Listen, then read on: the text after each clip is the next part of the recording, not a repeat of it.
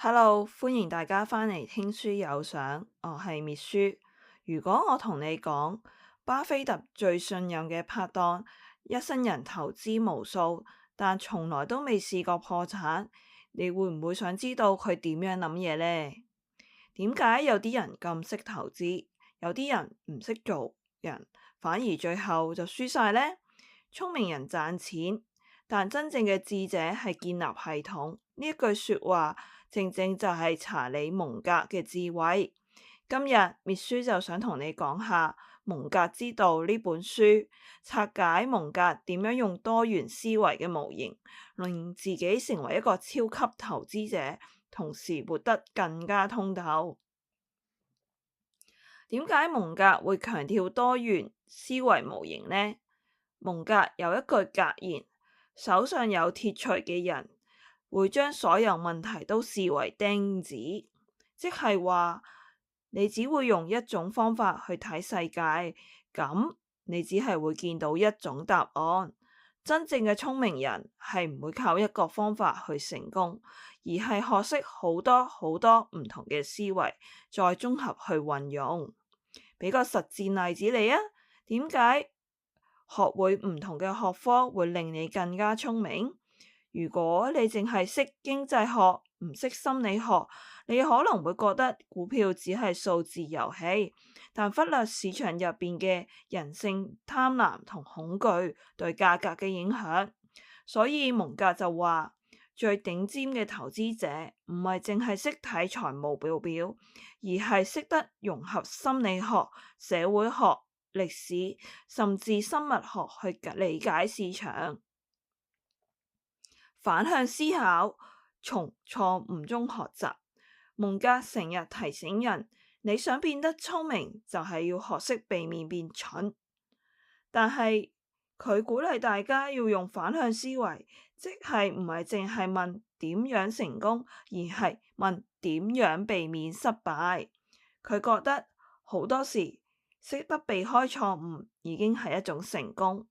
實戰例子，為何巴菲特避免投資科技股呢？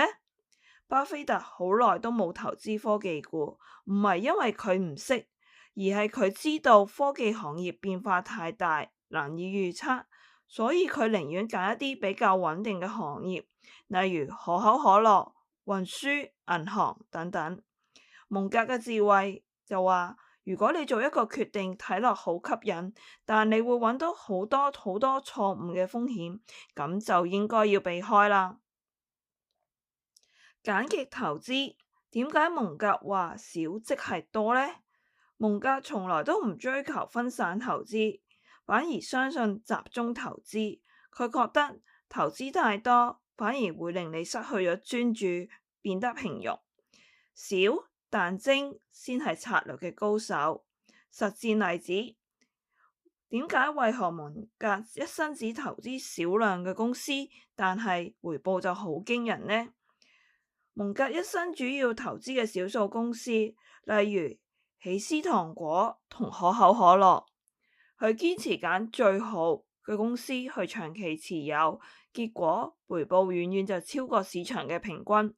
蒙格嘅智慧就話，買股票就好似揾結婚對象一樣，最重要唔係多，而係揀一個適合自己嘅。心理學效應，如何避免認知偏誤？蒙格話，最危險嘅錯誤係以為你自己冇錯。佢研究咗好多人類認知偏誤，教大家點樣去避免陷阱。其實最重要嘅概念係確認偏誤 （confirmation of the bias）。實戰例子，點解有啲人炒股票就輸錢都唔肯認錯呢？有啲人買咗股票之後，唔停咁揾證據支持自己，去無視啲壞消息，最後就越蝕越多，仲要死撐都唔肯放手啊！蒙格嘅智慧就話，真正嘅聰明人係願意接受自己嘅錯，同埋即時去修正個方向。終身學習才係有最強嘅競爭力。蒙格同巴菲特有一個共通點，就係每日都花大量嘅時間去學習。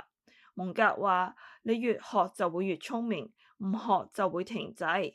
佢80-90歲，仲每日讀書、分析、學習新知識，永不停止。實戰例子：點解巴菲特每日都要讀500頁啊？巴菲特曾經講過，知識就好似複利咁樣，每日增加一啲，長期累積就會變成巨大嘅優勢。蒙格嘅智慧就話，其實個世界一直喺度變緊，如果你唔學習，你就會俾人淘汰。我哋嚟個總結咯，蒙格俾咗我哋5大嘅智慧，學識多元智慧模型，唔好淨係用一個角度去睇世界，反向思考，避免錯誤先至係最聰明嘅。少即係多，集中投資高質素嘅，小心認知偏誤，唔好俾情緒去影響呢個決策力。終身學習，知識係你最強大嘅競爭力。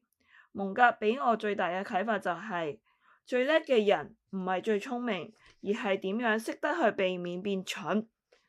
如果你覺得呢一集都有用，請你記得 like、follow 同 share。秘書同你一齊學智慧，打造更強大嘅人生。我哋下次聽書有相再見啦！